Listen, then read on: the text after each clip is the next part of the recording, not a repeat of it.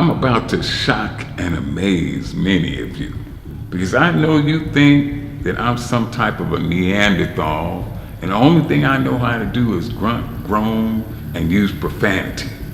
But I'm gonna do a little something that you probably think I don't know how to do. But I'm gonna fool you because I got many more chapters in this book than you know about. You just look at the cover. I'm gonna actually read something. I'm gonna read something from the dictionary because I think it's important.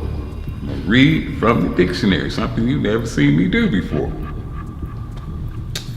And it is the definition of obsession. If you've seen my movie, My Magnificent Obsession, then you know obsession is a word that I'm very familiar with. And it's a word that a lot of you toss around, but you have no idea what you're talking about. It just sounds good. Ooh, I'm obsessed, but you have no idea what a real obsession is. So let me read it to you. Let me read to you what the dictionary says about obsession. It's an idea or thought that continually preoccupies or intrudes on a person's mind. And it gives an example, and this part is the part that I really like and that I can identify with. It says, he or she was in the grip of obsession, and he or she was powerless to resist. Powerless to resist the obsession. Once he or she was in the grip of obsession. Obsession has taken over to be in the grip of obsession. Continually preoccupies every waking minute that you are awake. The object of your obsession is on your mind every second of every day. The object of your obsession is continually preoccupying your mind. But once you are in the grip of an obsession, guess what? Even when you're asleep, that obsession will control your subconscious mind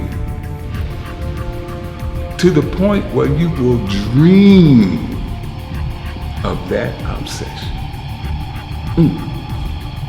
How do I know? How do I know about that type of obsession? Listen.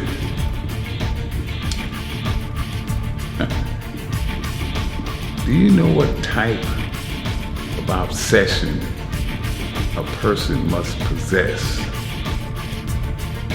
to even after being told by the people that were supposedly closest to you that you are wasting your time, that it will never work, that you will never amount to anything? To be so obsessed and committed to that obsession, no matter what anybody said. This is what's so important. This is the key. No matter what anyone says, I'm so obsessed that if need be, I am willing to stand alone. I'm willing to stand alone. I'm willing to let the whole world think I'm crazy. I'm willing to let the whole world, my friends and enemies alike, accuse me of being wrong. I'm willing. If everybody else says no, my commitment to my obsession is so great that I'm willing to stand by my damn self.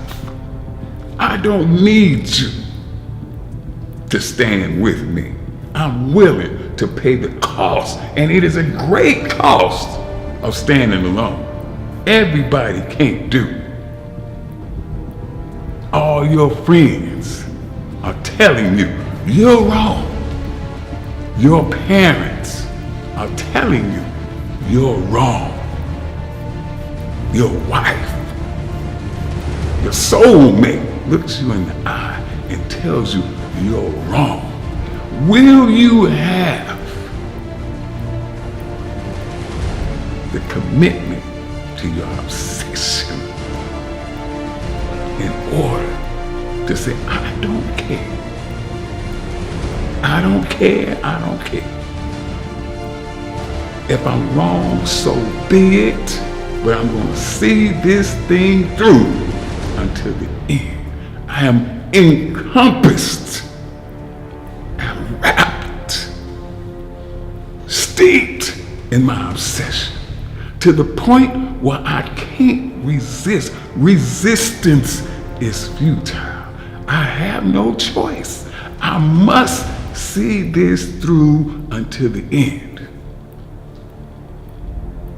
Do I know anything about that type of obsession? Oh, yes, I know. I remember like it was yesterday.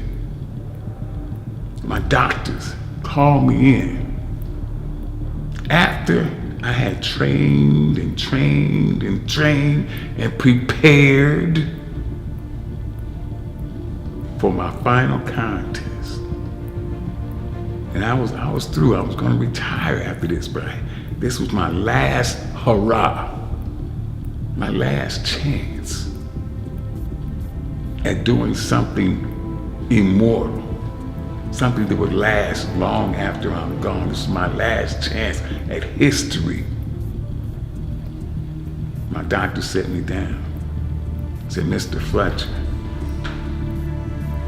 if you do this, the strain on your already overworked aortic valve could cause it to burst right there on that stage in front of all those people. Are you willing to take that chance of dying in front of all your friends and family and even the TV cameras that'll be there? Are you willing to take that chance? Are you willing to do that? Are you willing to die? And he was sure that that speech would deter me from going after something so idiotic. A world title compared to your life? Any rational human being would say, forget the world title. I want to live.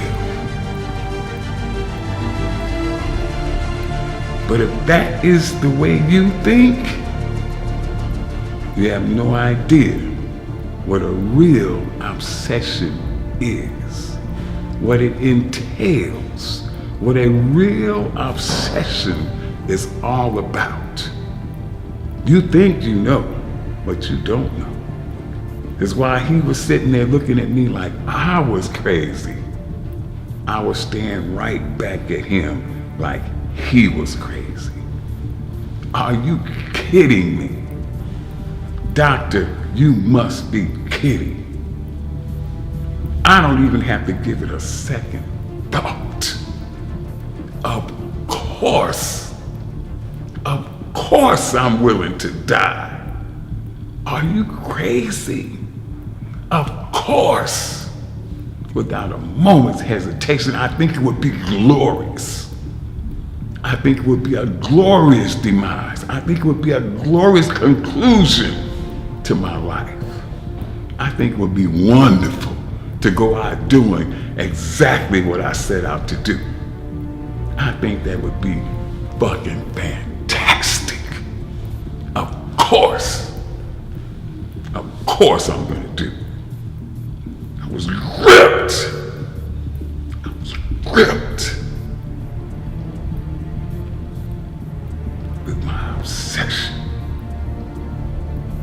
I was powerless to resist the pull, the draw of my obsession. I could not resist. I was steeped, wrapped. You guys know I like to tell stories. And I know some of you may have heard me tell this story before. If you heard me tell it before, well, motherfucker, you're gonna hear it again. My favorite Olympic story of all times, and I've been watching the Olympics since 1964, was my first Olympic Games that I watched. My favorite Olympic story of all time, and there are great ones, there are many Olympic tales of greatness and heroism. But my favorite Olympic story of all times, about a marathon runner, a woman who had trained and she trained for years and years to make the Olympic stage. Finally, she made it to the Olympic stage in Rome. She had trained for this. She had prepared for this. This was her life. To go to the Olympic Games and represent her country. Well, she ran the marathon. And as she got to the last mile of the marathon, her legs cramped up on her. They tightened up. So much so that as she entered the Olympic Stadium, she was no longer able to stand. She fell less than 20 yards from the finish line. Every other contestant had crossed the finish line.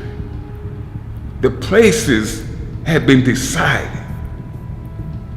The crowd was starting to leave the stadium.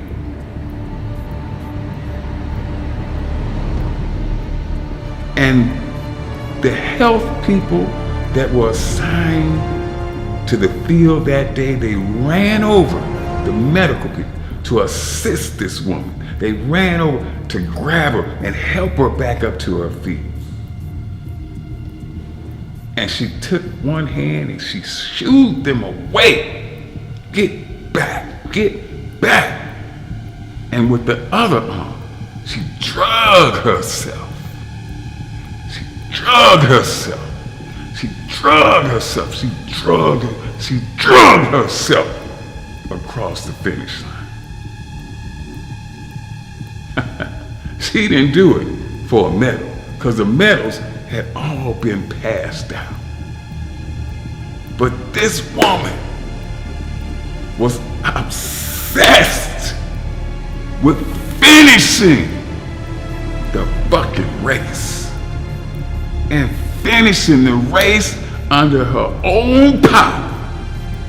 She had not prepared all those years to be helped across the finish line. She had not come this far to get assistance to cross the finish line. She came to cross the finish line under her own power, and by God, she was obsessed to do it. And no matter how difficult, how painful it was,